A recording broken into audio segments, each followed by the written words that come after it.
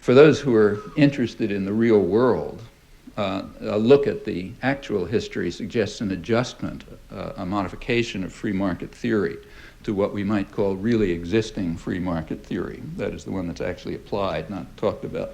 And the principle of really existing free market theory is free markets are fine for you, but not for me. That's, again, near a universal. So you, whoever you may be, you have to learn responsibility and be subjected to market discipline. It's good for your character, it's tough love, and so on and so forth. But me, I need the nanny state to protect me from market discipline so that I'll be able to rant and rave about the marvels of the free market while I'm getting properly subsidized and defended by everyone else through the nanny state. And also this has to be risk-free. So I'm perfectly willing to make profits, but I don't want to take risks. If anything goes wrong, you bail me out. Okay. So if third world debt gets out of control, you socialize it. It's not the problem of the banks that made the money. When the S&Ls collapse, same thing. Public bails them out. When American investment firms get into trouble because the Mexican bubble bursts, you bail out Goldman Sachs. And the Mexico bailout. And on and on. I mean, there's case after case of this. In fact, of the top 100 leading transnationals in the Fortune list of transnationals, there was a recent study of how they related to the states in which they're all somewhere, so they're all mostly here in some national state. It turns out that all 100 of them had benefited from industrial policies, meaning state intervention in their behalf.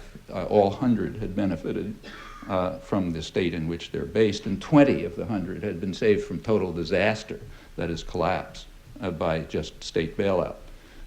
When people talk about globalization of the economy, remember that the nanny state has to be very powerful in order to bail out the rich, and nothing is changing in that regard. 20 out of 100, again, were saved from collapse by this, including a number here. Well, that's really existing free market theory. There are many examples of it quite close to home, so we could start with our own governor, Governor Weld, who's described by the Boston Globe as a libertarian with a religious belief in free markets.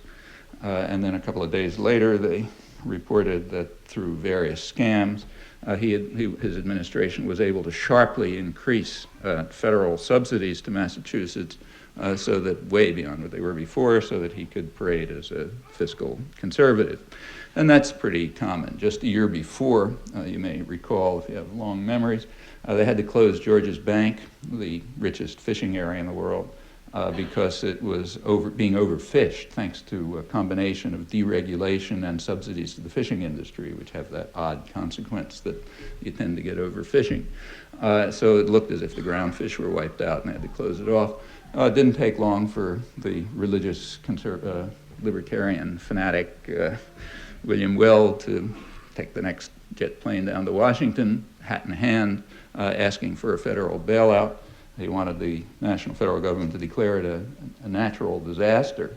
And the reason was, as he explained, with presumably some scientists in tow, that there was some strange kind of predatory fish, which no one had yet found, but they would find it, don't worry. So some kind of predatory fish had come and sort of wiped out all the cod and the haddock and all those things.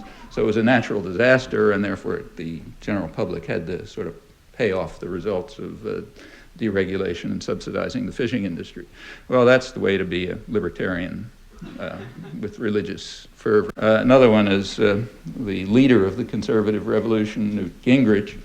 Nobody's more passionate about the market than he is, in particular about his own district, which he calls a Norman Rockwell world of jet planes and fiber optics, as indeed it is, except if you ask where jet planes and fiber optics came from, you discover that the public paid for them and still pays for them. And in fact, he manages to get more federal subsidies for his district than any suburban county in the country outside the federal system. So you can have conservatism flowering among the malls and so on. Or you can go back to the Reaganites, who are also very passionate about free markets for everyone else. Meanwhile, they boasted to the American business community correctly, that they had done more, that they had instituted more protection than any post-war American administration, in fact, more than all of them combined. They had doubled import restrictions, blocking and helped and poured public funds into major industries to enable them to recapitalize, to protect, in fact, reconstruct the steel industry and the automotive industry and the semiconductors and so on, which would have disappeared if they'd opened the markets. The Thatcherites in England were about the same. Government expenditures relative to GNP stayed pretty constant, although anything that went to the general population collapsed. Meanwhile, military industry shot up, arms sales are booming. That's all publicly subsidized stuff. Arms sales to nice guys like Saddam Hussein and General Suharto and others. Well, that's really existing free market theory. What are the core policies? Well, the Washington Consensus, which is basically designed for the third world to make it that way and keep it that way, it's now being applied not just to the third world countries, but to the rich industrial societies, with the United States and Britain in the lead. However, it's with a twist. Since it's being applied at home, this is really existing free market theory that's being applied at home, meaning nuanced. So powerful government to protect the rich, and market discipline and tough love for everyone else. And you see that very clearly. Go through the various elements of the Washington Consensus. The first one is about reducing government. Well, that's false. We're not reducing government. We're shifting it around. So social spending is indeed way down since the 1970s, when this stuff started. Accelerated after 1980, but it was starting in the mid-70s. The kind of a benchmark example is AFDC, the main support system. That was cut virtually in half from about 1970 to 1990, with obvious effects on poor families and children and so on. It was part of a general war against women and children that was conducted by the conservatives under the name of family values. It's interesting that they were able to get away with that. That tells you something about the intellectual culture. Well, one part was the reduction of AFDC by roughly half, from about 1970 to about 1990. It's now essentially gone. Purpose of that, as you know, is so that 7 million, a couple of million, I think 5 or 6 million kids, average 7 years old, can learn responsibility. That's part of tough love. Meanwhile, another part of the government has been very stable and in fact is going up, namely the Pentagon system, which remains at approximately Cold War levels. In fact, it's higher now than it was under Nixon, although the big enemy has disappeared, which tells you exactly how much, tells a rational person at least, exactly how much they were worried about the Russian threat. Not only does it remain at Cold War levels, but it's going up under the initiative of the fiscal conservatives. The Heritage Foundation, which, sort of the right-wing foundation that designs the budget for the Gingrich Army, are calling for an increase in the Pentagon system, as is Gingrich, as indeed was Clinton. So that goes up. And I should say that cutting of social spending is being cut very sharply, very much over public opposition. At the time of the 1994 congressional election, the big landslide, over 60% of the public wanted social spending to increase. Went very sharply down. What about Pentagon spending going up? Well, this public is 6-to-1 opposed to that, which gives you one aspect of a big picture about what's happening to American democracy. I mean, somewhat of a change, not a huge change. So one part of the system is going up, Pentagon spending. Another part's going down, social spending. And the same is true in other domains. Like, for example, legal aid for the poor is being slashed and virtually destroyed. On the other hand, the security system, the government security system, state and federal, that's going up. So prisons are going way up. The prison population, crime hasn't changed for about 20 years. But incidentally, U.S. crime rates are not off the spectrum, contrary to what a lot of people believe.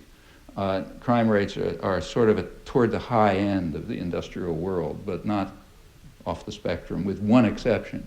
namely murder with guns. But that's a special feature of American society, which doesn't have to do with crime rates. Apart from that, crime rates are kind of toward the high end, not going up. The prison population tripled during the Reagan years, is going up even faster now. And I think the reason is another aspect of the third world model, namely the superfluous population. There is a big superfluous population. They don't contribute to wealth protection. Well, we're civilized folks. We're not like the people we fund in Colombia who go out and murder them, so we throw them into jail. And that's going way up in even more. And there's also a kind of like a side benefit to this. The putting more and more people in jail, and in fact under harsher and harsher conditions, is a technique of social control for everybody else. I mean, if you're, someday down the road you decide to run a dictatorship and you want to really harm people, it's kind of like Hitler Germany or something, you know that you're going to carry out policies that are going to cause people a lot of harm. You got to control them somehow. And there aren't many ways to do it. Everyone hits on the same ways. What you do is engender fear and hatred and make them hate the guy who looks a little different or whatever it may be. And then you punish those bad guys because they're really awful, and you punish them really hard and so on, and that makes people even more frightened. You can just see that happening right around you. And building up the perception of crime. Crime has what they call in literary theory a subtext. You're supposed to understand criminal has the little word black in front of it, just like welfare mother, black, rich black. Welfare mother, and criminal means that black guy is coming after you. So what you want to do is this has the dual effect of getting rid of a superfluous population, basically unskilled workers, close race class correlation, and also demonizing them, so everybody else is scared and frightened, and they'll be willing to accept what's happening to them too, and not look at where the source is. So that part of the drug wars basically for this has almost nothing to do with drugs, but it has plenty to do with criminalizing an unwanted population and scaring everybody else. And so does the harshening of prison conditions, which is really, the United States is off the map on this one, in violation of international conventions, constantly condemned in human rights forums, and getting much worse. The reinstitution of chain gangs was, of course, bitterly condemned, but that's that bad South. Alabama, well, it's now in Illinois. The state Senate of Illinois last week or two ago legislated chain gangs, not for violent criminals, incidentally, for people who are found with drugs or, robbed a store or something like that. The Chicago Press pointed out that this carries this kind of reminiscent of slavery. But the legislator and the state senator who put it through said that this is just another aspect of what he called tough love. And then he explained that some people work better under humiliation. So it's really good to restore elements of slavery. And again, the subtext is everybody else gets scared. If those guys have to walk around like slaves in chains, we must be in real danger. So therefore, we'll accept what's happening to us. That's the logic. So prisons are going up, and that has a lot of side benefits. Apart from just getting rid of the superfluous population, it is a source of cheap labor. So prison labor is going way up. Cheap labor, you don't have to worry about unions, no benefits, they don't get out of line. And that also naturally undercuts wages elsewhere. So just like forcing welfare mothers to work, raising children isn't work, as anybody knows who's had children. So you have to drive them to work, kind of like people who go to Fidelity Investment to figure out scams about how to deal with the security market. You really want these people to work. But since there's no jobs for them, they're going to work at low-paid or publicly subsidized wages, which will undercut other wages. And the same with prison labor. In fact, the scale of prison construction, which is a kind of Keynesian stimulus to the economy anyway, but its scale has become so enormous that even high-tech industry, the guys who are usually just ripping off the Pentagon system, they're beginning to look at it, figuring out, recognizing that high-tech surveillance devices and so on may be another way to sort of get the transfer of public funds to make sure that high-tech industry keeps moving. It's not the scale of the Pentagon, but it's going up. Well, that's one aspect of what's called reducing government, modifying government to be more precise. Another aspect of it is what's called devolution, moving governmental power from federal to the state level. And that has a kind of a rationale which you hear all over the place. For example, there was an op-ed a couple of weeks ago in the New York Times by John Cogan of Hoover Institute at Stanford, who pointed out what he called a philosophical issue that divides the Democrats and the Republicans. The philosophical issue is that the Democrats believe in big government and entitlement, and the Republicans believe in getting power down closer to the people, to the states, because they're kind of populist types. Well, it takes about maybe 3 seconds thought to realize that moving power down to the states in funding and so on is just moving it away from the people for a perfectly elementary reason. There's a hidden part of the system, of the power system, that you're not supposed to know about or think about, and that's private power.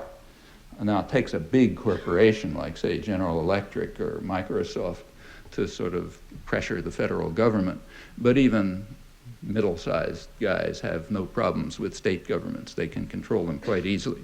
And in case anyone was too dull to figure this out by themselves, the same day as Cogan's op-ed in the New York Times, which is a typical one, there was a story in the Wall Street Journal about Massachusetts, which had a headline that read, "What Fidelity Investment wants, it usually gets."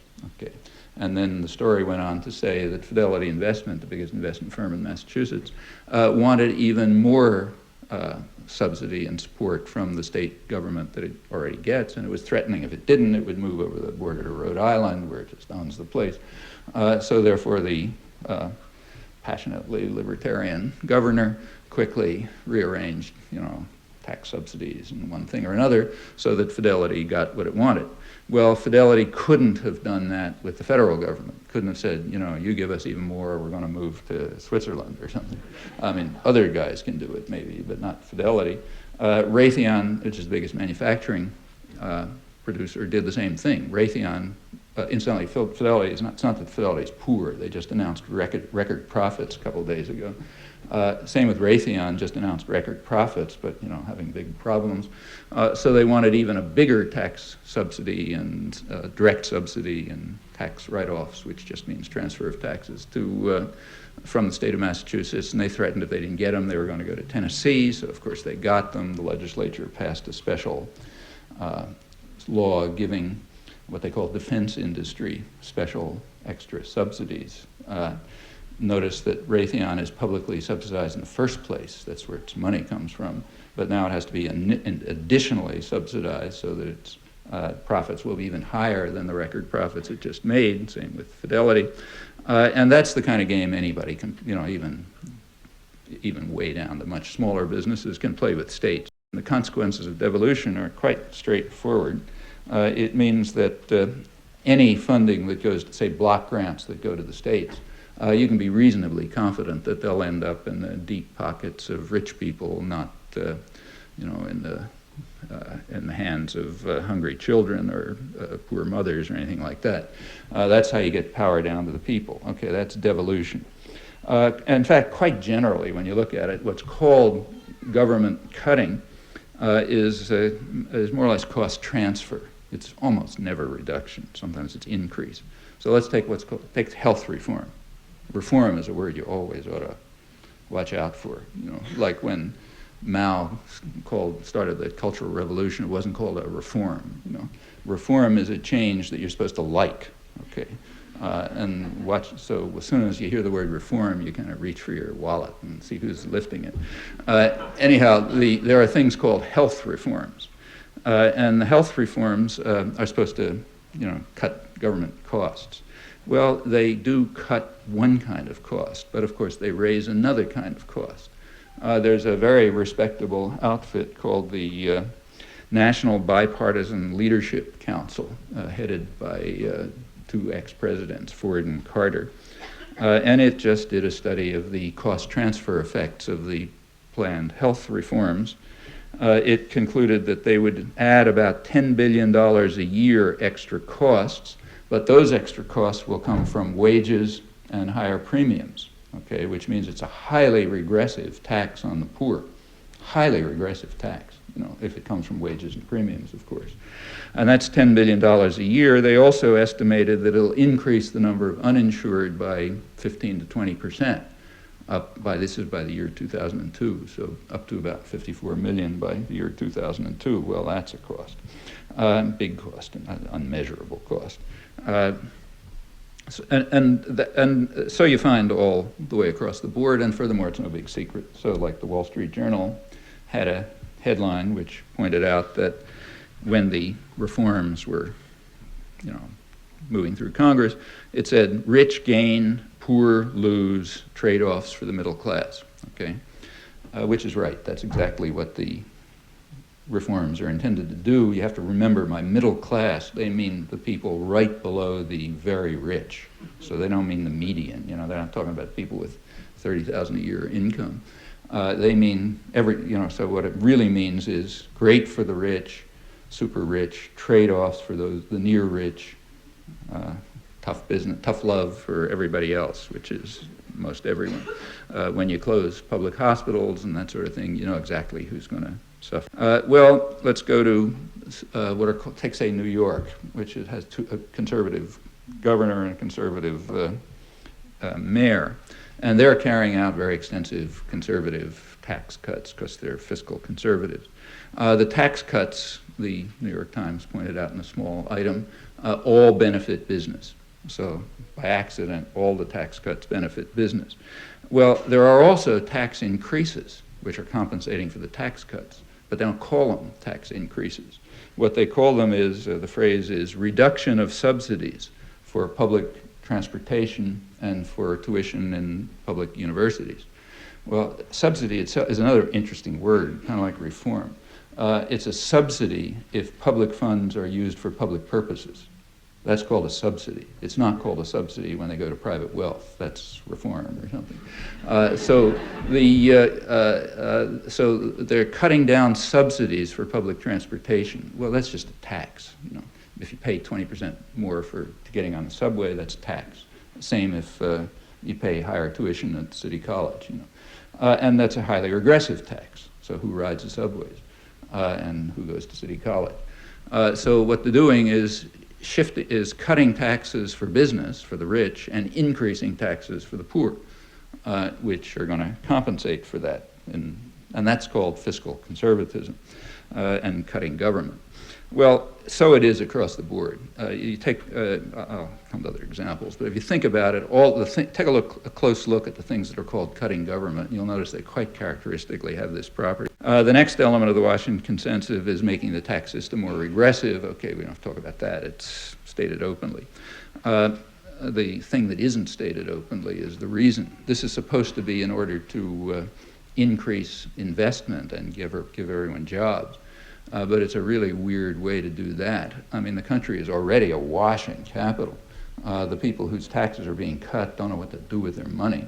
If you want to increase growth, there's another approach that might be used, stimulate weak demand by progressive taxes. That is, put more money into the hands of people who can spend it. That increases growth. That would increase growth. But that's not the right way to do it. The right way to do it is by cutting financial gains so that you can have more speculation against currencies. So that's the second part, make the tax system more regressive. What about deregulation? Well, same effect. Deregulation is a cost-shifting measure. So for example, if you deregulate, if you allow industries to, as they've done already, to deposit toxic wastes without cost, because you have deregulation, it increases their profits, but it also increases water and sewage rates, which is a regressive tax on everybody else who's got to pay that. Also, it has further costs. Some of them you can't estimate. For example, the costs in, say, health and quality of life and so on. No way to give numbers to those. And there's also going to be the eventual cost of cleanup, but that's going to be a public cost, remember. Incidentally, a good one, because when you clean up the wastes, that increases the gross national product, and we all like to see that go up. But the public will pay those costs. So what it is just another form of radical cost shifting, increase wealth for the rich and decrease it for everyone else. So it fits the experiment's design. And in general, it's kind of like a short-term profit gain for some, very small sum, and a big cost for everyone else. What about deregulating the labor market? Well, same process. Actually, that was done by simply criminal behavior. The best review of this I know is in Business Week. The Reagan administration, as they point out, essentially informed the corporate world that they were not going to enforce the laws. There are laws, much hated laws like the Wagner Act that give you the right to organize, and the Reagan administration simply informed business they weren't going to enforce them. So the number of illegal firings went up by about a factor of 6, and similarly across the board. They also informed business they were not going to enforce the OSHA regulations, health and safety regulations. So the number of days lost to injury and the number of injuries and so on also shot up. And in fact, that was a great way to undermine unions and the right to organize, a whole pile of policies like that, which was part of deregulating labor market. Another part of deregulation of labor markets is to make them what's called more flexible, meaning you don't have any security and no guarantees. Number of temporary workers goes way up, no benefits. You never know if you're going to have a job tomorrow. That's really good for the economy. That's good for having jobs. Some of the most profitable corporations, the ones who's way up on the Fortune 500 list and booming, are the ones that what they call sell manpower, like Manpower Incorporated, selling temps. Which is terrific for making labor markets flexible. It happens to destroy everybody's life, but that doesn't really matter. Again, the similarity to the third world is very close. Back in this is what's called economic health, and when this happens, you call it an economic miracle, another technical term. So, for example, Brazil was a terrific economic miracle under the neo-Nazi generals that we installed with great self-adulation back in the 60s.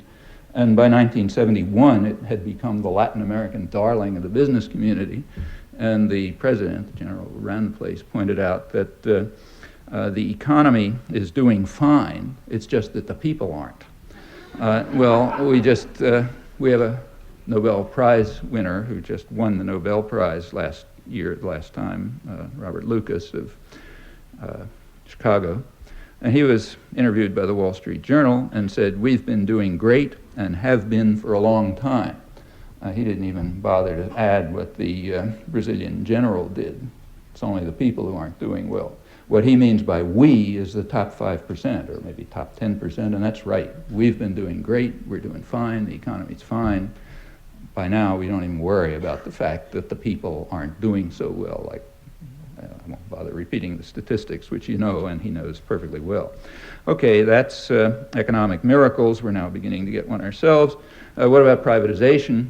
Well, again, the effects of that are obvious. So, say in the latest economic miracle in Mexico, privatization meant, as usual, handing over public assets to friends of the president or other rich people or international investors at a fraction of their cost. And in fact, in Mexico, the number of billionaires during the economic miracle went up even faster than the percentage of people on the poverty line, as some were doing well and the people didn't happen to be doing so well. In fact, it was a catastrophe for them, even before the collapse. So that's privatization. What about property rights? Increase of property rights. That's very important. In fact, it's a critical aspect of the what are called misleadingly the free trade agreements, which actually have strong protectionist elements in them, Uruguay Round and NAFTA and so on. And one of them is increase of intellectual property rights. I won't go into the details, but what it amounts to is guaranteeing that major corporations have a monopoly on the technology and knowledge of the future. And they extended those by various devices so that it's about 50 years before you can interfere with owned property, which comes from public subsidy, usually through research, and then is handed over to some private corporation, and nobody else is allowed to touch it. So increasing property rights has a big effect, highly protectionist measure, which is central to the new trade agreements, and has a long-lasting effect way down the road on organizing the international economy and who gains and who loses. Last element of the Washington Consensus is reducing trade barriers. And here there's another scam that you ought to keep your eyes on.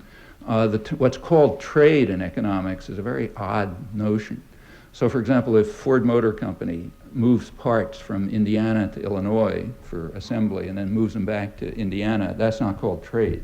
But if Ford Motor Company takes parts made in Indiana and moves them across the border to Mexico, where you get much cheaper labor and you don't have to worry about pollution and so on, and they get reassembled in Mexico and then sent back to, say, Illinois for value added, that's called exports and imports. Never had anything to do with the Mexican economy, or in fact any economy.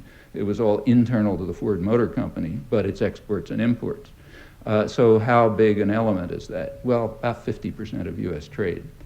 So about 50% of what's called US trade is actually internal to individual corporations, meaning controlled by a very visible hand with all sorts of methods around for distortion of markets and robbery and so on and so forth. And it's about the same for Japan. And for the world, it's hard to get numbers, but what's estimated for the world is around 40% of trade.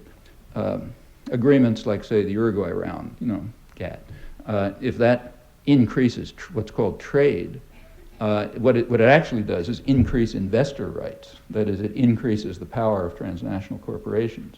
You have to really look pretty closely to figure out what the effect is on trade in any meaningful sense. For example, it may increase cross-border operations, but decrease trade in a meaningful sense of trade, meaning something that's not under the control of kind of corporate mercantilism. Going on with this, it's perhaps worth noticing that the very concept of capitalism and markets has virtually disappeared. So for example, if you take the current issue of Foreign Affairs, there's an article by Joseph Nye of the Kennedy School, I think maybe it's the dean of the Kennedy School, who explains that there's a big new weapon in the hands of American diplomats. American diplomats, he says, diplomacy has a force multiplier. And the reason is because of the attraction of democracy and free market enthusiasms of the United States. Those things have given the U.S. a real force multiplier. Then he spells it out. It comes from Cold War investments in high technology, electronics, aviation, telecommunications, and so on. That's our free market enthusiasms and democracy. Well, where did electronics and aviation and telecommunications come from? Well, from public funds. They didn't have anything to do with the free market. They came from public funds, which were transferred to high technology industry under the conscious guise, deceit of security, and it was conscious. So Truman's first Secretary of the Air Force, back in 1948, pointed out to Congress that the word to use is not subsidy. The word to use is security. And in fact, the whole system was designed that way and stays that way. So that's the tribute to democracy and the free markets. Tribute to democracy and free markets is you rob the public by deceit to enrich the rich. That's free markets and democracy. And it's published without comment. Another article and probably nobody notices, because the concept of capitalism, just like the concept of democracy, is just gone. Nobody knows what it is. Democracy means deceive people into doing what the rich people want, and markets means make sure the public subsidize the rich. Or to take another example, say the Wall Street Journal, which you'd think would be the last holdout where somebody remembers what capitalism is. Well, they had a front lead article a couple of weeks ago on various strategies that states, meaning like states of the Union, were using to try to be more business friendly. And they picked two examples, Virginia and Maryland, who are sort of competing and to see who can most sponsor entrepreneurial values and be most business friendly and so on. And they said, well, for a while it looked like they have somewhat different strategies. That's why they were describing.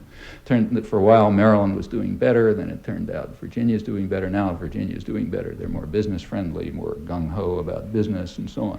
All right, you read the article. Turns out it's not Virginia and Maryland. What it is the suburbs of Washington, some of which are in Virginia and the others of which are in Maryland. And what are the two business strategies? entrepreneurial strategies. Well, the suburbs of Washington figured they could rip off the National Institute of Health and others develop biology-based industries. They were looking for biotechnology and so on. They figured that's going to be the big cash cow. And Virginia, which is more business-friendly, decided that the old cash cow, the Pentagon, would probably be the best way to rip off public funds. So they were concentrating on electronics and telecommunications and so on. And it turned out that Virginia had the better strategy, the better business strategy. They made a better guess about which public funds to rob. And that's what it means to have entrepreneurial values. And it's, again, reported without comment. This just continues virtually without a break. The New York, I'll give you one last example. The New Yorker had a rather good article, actually. By now, the story about what's happening to the economy and to the population, which used to be what crazies on the left talked about, it's now sort of hit the public, so you read it in the newspapers. New Yorker had an article in which they reviewed the figures on decline of real wages and increase in profits, and the story you're familiar with by a guy named Thomas Cassidy. It wasn't a bad article, actually, sort of reviewed the familiar facts. And then he ended up by saying, look, no one's to blame for this.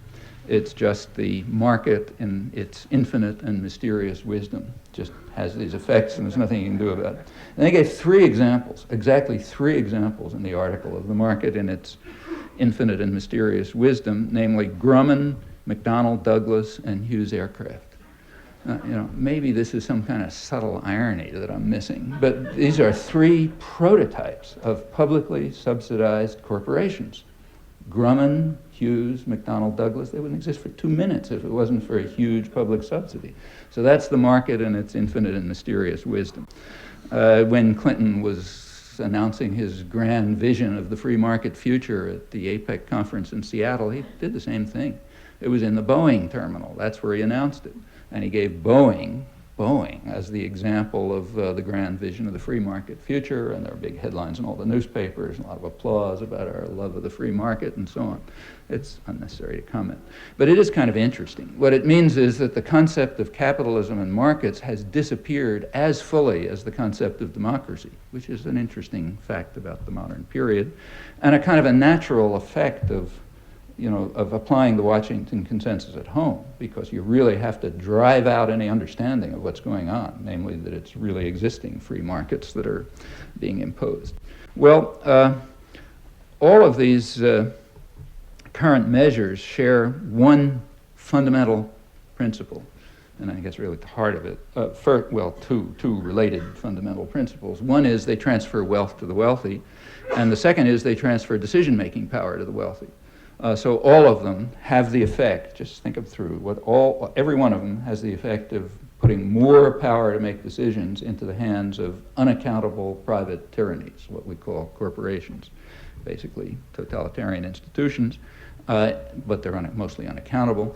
And that's the effect. You think through the examples. Every case of the Washington Consensus applied at home has exactly this effect. And a good part of the propaganda system has the same goal, in this case, surely conscious. So the propaganda system is designed, has been for years, to demonize unions, which makes a lot of sense. Unions are a democratizing force in which the mass, one of the few ways in which the large mass of the population can pool limited resources and work together for some common good. So that's that bad thing, democracy. So naturally you want to demonize and destroy unions, and that's been going on forever. And the other leading propaganda theme, and I don't mean by that, just what you hear in the newspaper, reading the newspaper and so on, like the entertainment industry and television and everything else, is anti-politics, meaning setting up a picture. It's called anti-politics. The picture is a very specific kind of anti-politics.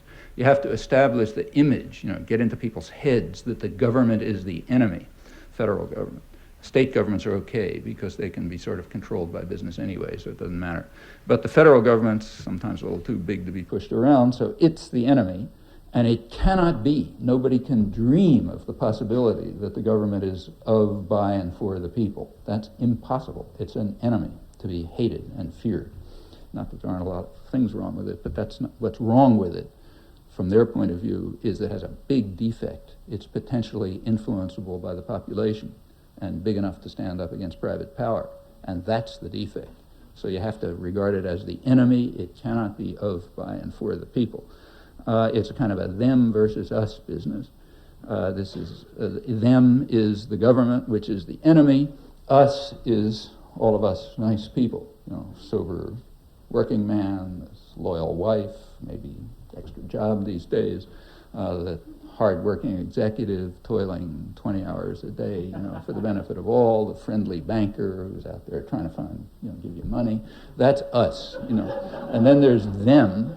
Them is the outsiders, the un-Americans, the agitators, union organizers, big government, and so on, and sort of us versus them. That's the picture.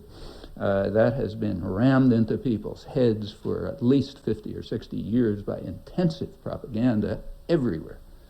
Movies, television, textbooks, just constant. And not by accident. This part is all extremely conscious. We have a huge public relations industry which spends billions of dollars a year on exactly this sort of thing, and consciously they even tell you about it. Well, why is it happening now, not say 30 years ago? One proposal is it's the market and its mysterious wisdom. We can put that aside. This is perfectly conscious social policy and also hence under social control. Second is we live in lean and mean times. We got to tighten our belts. Complete nonsense. I mean, all I have to do is look at the business press. They're just ecstatic, and have been for years. Business Week just came out a couple of days ago with the annual issue on the top 1,000 corporations. The headline is 1995 was one for the books. America's most valuable companies grew even more valuable by a record 35%. That's these lean and mean times we're in.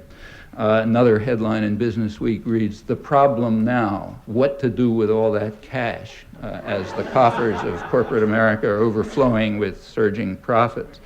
Another one talks about the government, really great government. It says, "The Gingrich Congress represents a milestone for business. Never before have so many goodies been showered so enthusiastically on America's entrepreneurs."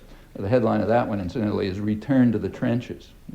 Like we got to ask more. Feeding frenzy has to go on from the nanny state. Fortune magazine, the other big business journal, they can't even find the adjectives in the last couple of years to describe what's going on. One year it's dazzling, the next year stupendous. I'm waiting for the Fortune 500 issue, see what adjectives they come out with next week. What they've been double-digit profit growth for unheralded 4 years with pretty stagnant sales and fortunately wages going down. CEO salaries are going through the roof, and it's uncorrelated with performance. It's another interesting aspect of it. There have been now studies of it, so just some other thing, has nothing to do with markets or anything else. And meanwhile, wages continue to decline, as does family income and so on.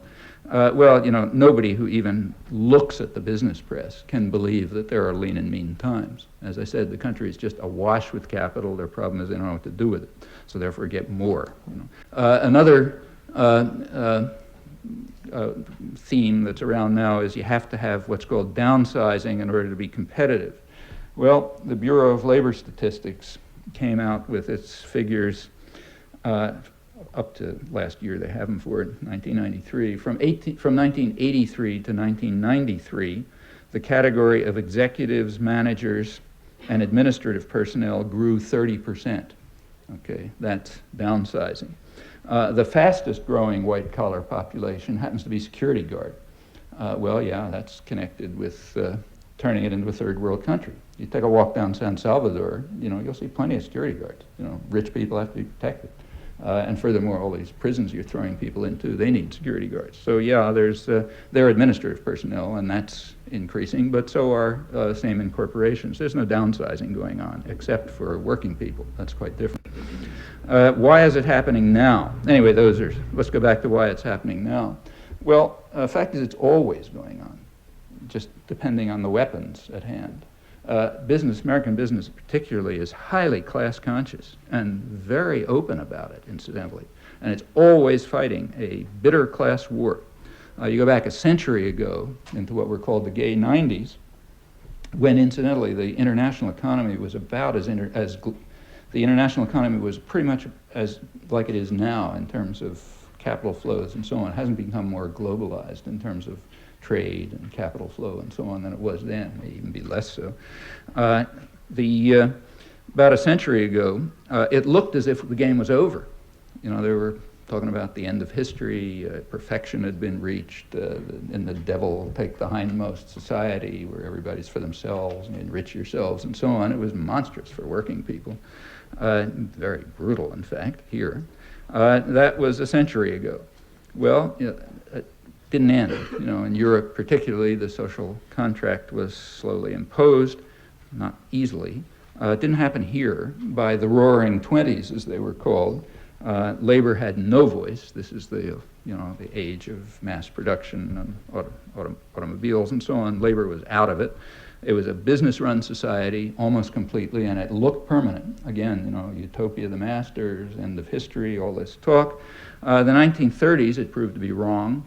There was a lot of popular organizing, popular protest. It rammed through elements of the social contract that had been achieved in Europe decades earlier, and that just caused hysteria in the business community. You read the business press, it was talking about, the hazard facing manufacturers and the rising political power of the masses and how we're going to face disaster unless we figure out some way to reverse this and control their minds and control them and so on.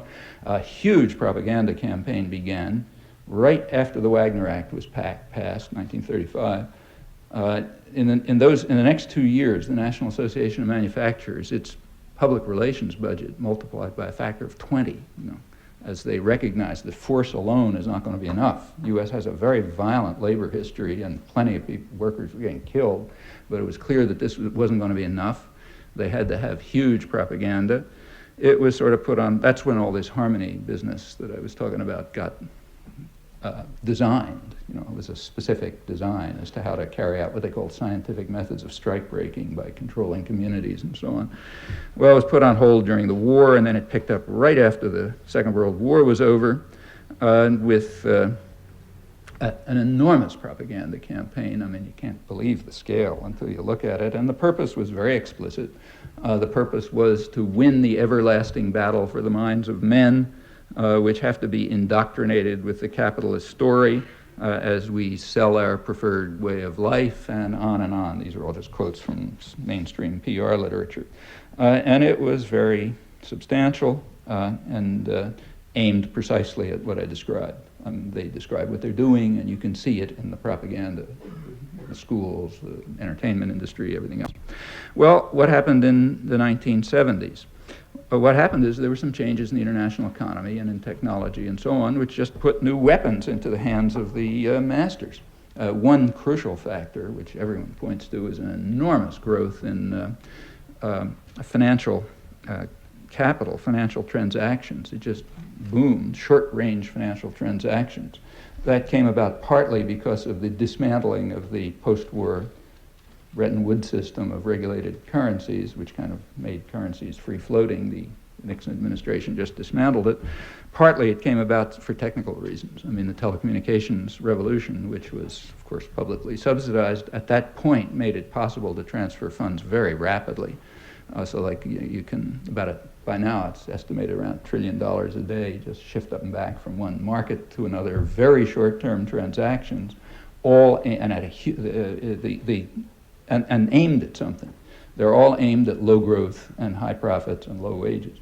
And that is a factor that's driving policy in that direction. I don't think it's by any means an uncontrollable factor, but it's definitely a factor. And that's just put a lot, and the changes are in the composition of capital transactions are very striking. From about maybe the time when you have data, like late 19th century up till about 1970, rough estimate was that about 90% of capital transfers had to do with the real economy, with investment and trade, 10% speculation. By 1990, the figures had reversed. By 1995, the latest UNCTAD, UN Economic Commission estimate was about 5% real economy, 95% speculation, short-term speculation like against currencies, which is essentially aimed at driving down growth and increasing profits and lowering wages. This was understood very quickly by the late 70s, and there were proposals made, for example, by James Tobin, the Yale economist, Nobel Prize winner at an American Economic Association presidential address, 1978, simply suggested a simple reform: low tax, very low tax on short-term financial transactions, just to slow it down, throw a little sand in the gears. Probably work. It's been called the Tobin tax, but it's not getting anywhere because the weapon is a very important one. That weapon has been used very efficiently for all the purposes that have been described, and there are other things. Is it out of control? Is there nothing we can do? Well, there's no reason to believe that. I mean, elementary reforms, like, say, the Tobin tax, could have maybe a big effect. Furthermore, more globally, all of these interchanges, as I mentioned, the international economy is not more integrated by most measures than it was 100 years ago, in fact, less in many respects. And the transactions that are going on are mostly within the big three regions: United States, Japan, and Europe. Now that's under political control. That's not out of political control. Democratic societies in these three areas could control this. The idea that it's somehow, kind of impossible to control all over the world, that's just not true. You look at the flows, they're internal to the highly developed, rich societies, where theoretically there are democratic governments and could impose all sorts of restrictions. Furthermore, all the talk about corporate greed and everything is really crucially beside the point, in my point of view, I think, and should be recognized as a very big regression from what working people and a lot of others understood very well a century ago. Talk about corporate greed is nonsense. Corporations are greedy by their nature. There's no such, they're nothing else. They're instruments for interfering with markets to maximize profit and wealth and market control. You can't make them more or less greedy. I mean, maybe you can sort of force them to be. It's like taking a totalitarian state and saying be less brutal. Well, yeah, maybe you can get a totalitarian state to be less brutal, but that's not the point. The point is not to get a tyranny to be less brutal, but to get rid of it. Now, like 150 years ago, that was understood. I mean, if you read the labor press, there was a very lively labor press right around here, Lowell and Lawrence and places like that around the mid-19th century, run by artisans and what they call factory girls, young women from the farms who were working there. And they weren't asking the autocracy to be less brutal. They were saying, get rid of it. And in fact, that makes perfect sense. These are human institutions. There's nothing graven in stone about them. They're created early in this century with their present powers. They come from the same intellectual roots as the other modern forms of totalitarianism, namely Stalinism and fascism, and they have no more legitimacy than they do. So it's not let's try and make the autocracy less brutal if that's the short-term possibility, but we should have the sophistication of, say, factory girls in Lowell 150 years ago and recognize that this is just degrading and intolerable, and that, as they put it, those who work in the mills should own them, and on to everything else, and that's democracy. You don't have that, you don't have democracy. Okay.